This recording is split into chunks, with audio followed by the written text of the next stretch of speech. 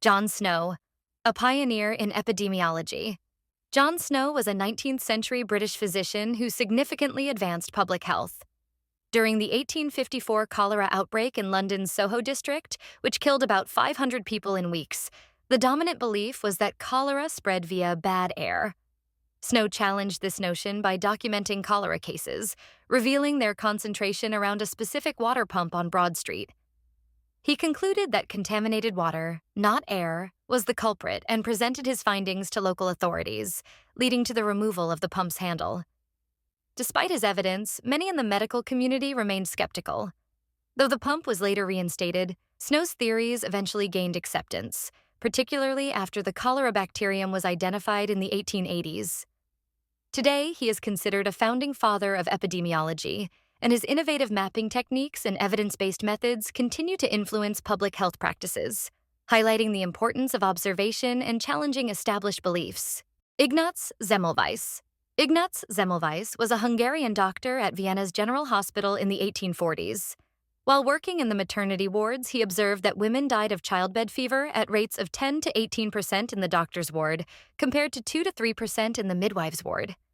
After careful observation, he deduced that doctors performed autopsies before attending births, while midwives did not. In 1847, Semmelweis implemented a protocol requiring hand-washing with a chlorine solution before examining patients. This led to a significant drop in mortality rates in the doctor's ward, bringing them in line with those of the midwives. Unfortunately, instead of receiving praise, he faced ridicule and hostility from the medical community, which dismissed his findings as coincidental and objected to the implication that their hands were causing deaths. Without a germ theory explanation, Semmelweis's career suffered, forcing him to leave Vienna. His mental health deteriorated, and in 1865 he was committed to an asylum, where he died just 2 weeks later at age 47. It was only after Louis Pasteur developed germ theory and Joseph Lister introduced antiseptic surgery that Semmelweis was vindicated.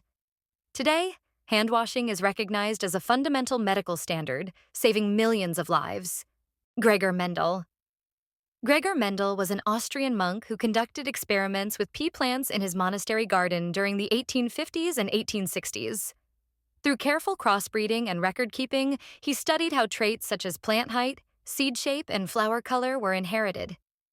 His work led to the discovery of fundamental laws of inheritance that challenged the prevailing scientific belief that traits blended together like paint. Instead, Mendel showed that traits are passed as discrete units, now known as genes, and identified dominant and recessive traits. Mendel published his findings in 1866, but they were largely ignored by the scientific community, receiving minimal attention for the next 3 decades. He eventually shifted his focus from genetics research to his duties as abbot of the monastery, passing away in 1884. In 1900, 16 years after Mendel's death, 3 botanists, Hugo de Vries, Karl Correns, and Erich von Tschermak, independently rediscovered his work while conducting their own experiments. Mendel's previously overlooked research became the foundation of modern genetics, and he is now universally recognized as the father of genetics. Barry Marshall. Barry Marshall was an Australian doctor in the early 1980s who, along with his colleague Robin Warren, made a groundbreaking observation while examining stomach biopsies from patients with gastritis and ulcers. They discovered small curved bacteria in an environment deemed too acidic for bacterial survival by medical texts. Marshall and Warren proposed that stomach ulcers were caused by bacterial infection, specifically Helicobacter pylori, rather than by stress or spicy foods as widely believed. Their findings, published in The Lancet in 1983, faced overwhelming skepticism from the medical community, with gastroenterologists insisting that no bacteria could survive stomach acid. Pharmaceutical companies, benefiting from acid-blocking medications, showed little interest in Marshall's research. Frustrated by the rejection, Marshall took a drastic measure in 1984. He ingested H. pylori and developed severe gastritis, which he subsequently cured with antibiotics, directly proving his theory. Even after this demonstration, acceptance was slow, but by the late 1980s and early 1990s, mounting evidence led major medical authorities to recognize that most ulcers were indeed caused by bacterial infection. In 2005, Marshall and Warren were awarded the Nobel Prize in Physiology or Medicine for their discovery. Rachel Carson. Rachel Carson was a marine biologist and author in the mid-20th century. Best known for her groundbreaking book, Silent Spring, published in 1962. In this pivotal work, Carson raised awareness about the devastating effects of widespread pesticide use, particularly DDT, on wildlife and human health.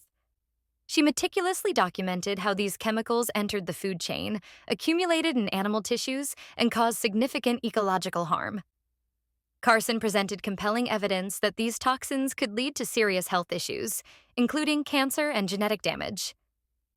The title, Silent Spring, alluded to a future where the use of pesticides had decimated bird populations, resulting in an eerie silence across America.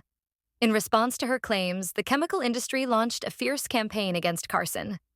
Companies like Monsanto, now part of Bayer, published parodies, such as The Desolate Year, depicting a world of famine and disease should pesticides be banned. Additionally, representatives from the industry labeled her as hysterical and alarmist, often attacking her personally rather than engaging with her scientific evidence.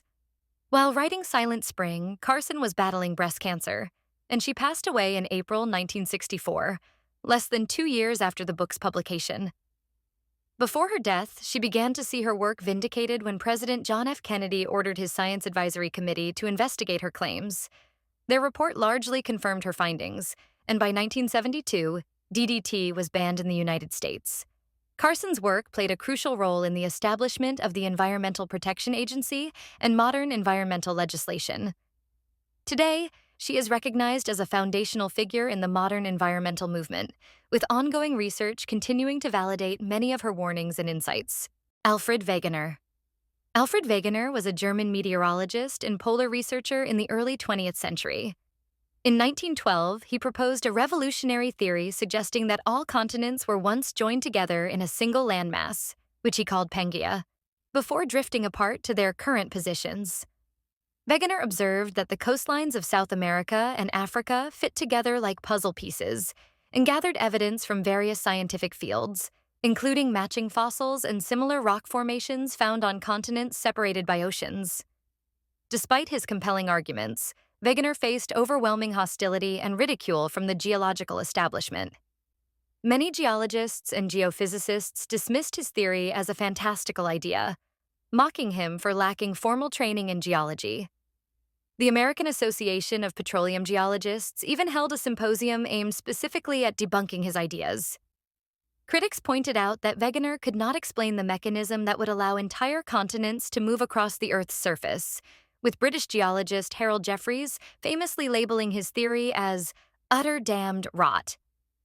American geologist Raymond T. Chamberlain remarked that Wegener's approach was less scientific than the myths surrounding a lost Atlantis.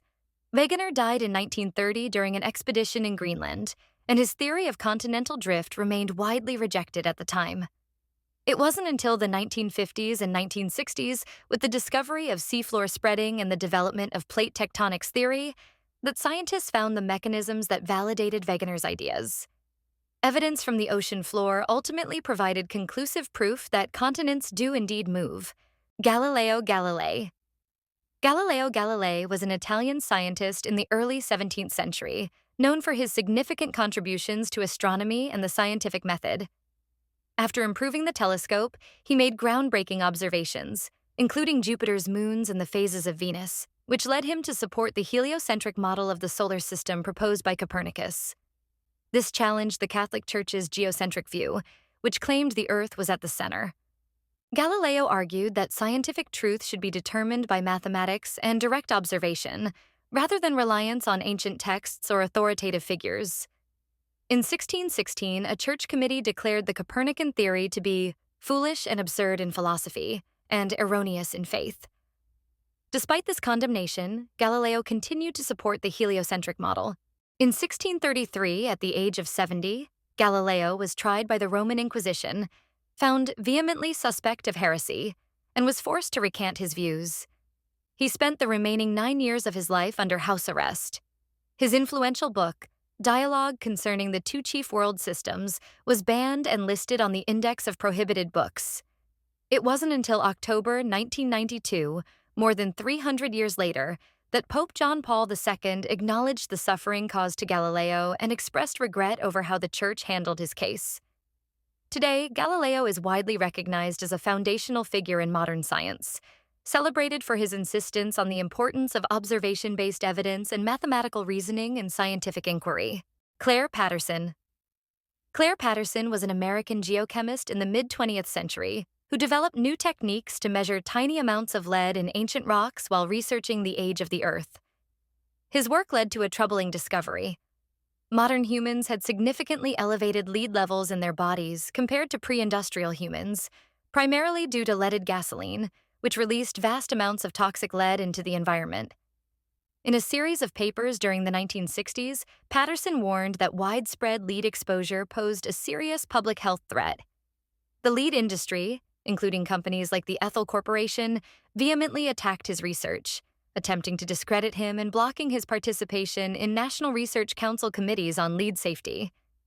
Industry-funded scientists publicly dismissed his concerns as exaggerated. Despite this opposition, Patterson persisted for decades, refining his research and advocating for lead regulation.